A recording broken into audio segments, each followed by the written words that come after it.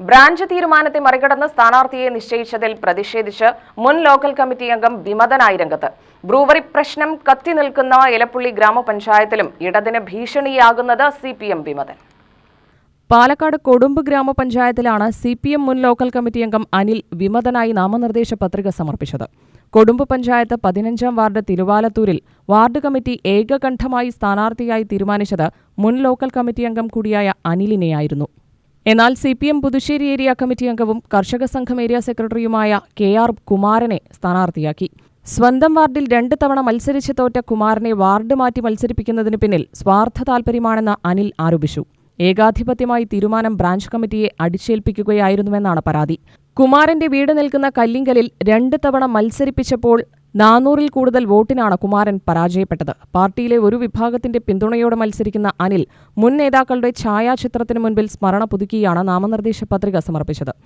അതേസമയം എലപ്പുള്ളി പഞ്ചായത്ത് ഭരണം കൈപ്പിടിയിലൊതുക്കി തീരുമാനങ്ങൾ ബ്രൂവറിക്ക് അനുകൂലമാക്കാനുള്ള ശ്രമങ്ങൾ നടക്കുന്നതിനിടെയാണ് വിമതൻ രംഗപ്രവേശനം ചെയ്തത്. ഞാൻ കൊടുമ്പ് ഗ്രാമപഞ്ചായത്തിൽ 15-ാം വാർഡ്, ഇപ്പോഴത്തെ 15-ാം വാർഡ് സ്വദേശിയാണ്. ഞാൻ അവിടുത്തെ CPMന്റെ പ്രവർത്തകനാണ്. എൻ്റെ പേര് അനിൽകുമാർ എന്നാണ്. ഞാൻ കുറേ കാലങ്ങളായിട്ട് CPMന്റെ പ്രവർത്തകനായിട്ട് നിൽക്കുകയാണ്. ഏതാണ്ട് 23 വർഷത്തോളമായി ഞാൻ അതിൽ പ്രവർത്തിക്കുന്ന ഒരാളാണ്.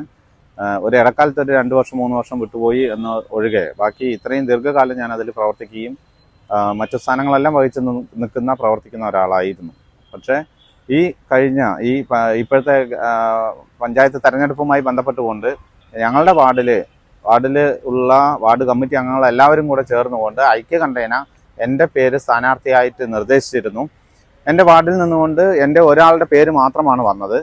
പക്ഷേ എൻ്റെ പേര് നേതൃത്വത്തിന് ഏരിയ കമ്മിറ്റിയിലേക്ക് പോയപ്പോൾ തിരിച്ചു വരുന്ന സമയത്ത് ആ പേര് മാറി. അംഗീകാരം എടുത്ത് തിരിച്ചു വരുന്ന സമയത്ത് ആ പേര് മാറി മറ്റൊരാളുടെ പേരാണ് വന്നത്. പക്ഷെ ഞങ്ങളുടെ വാർഡിലുള്ള എല്ലാവരുടെയും, വാർഡ് കമ്മിറ്റിയിലുള്ള ആളുകളുടെ എല്ലാവരുടെയും അഭിപ്രായം ഈ വാർഡിനകത്തുള്ള ആൾ തന്നെ സ്ഥാനാർത്ഥിയാവണമെന്നുള്ളതായിരുന്നു.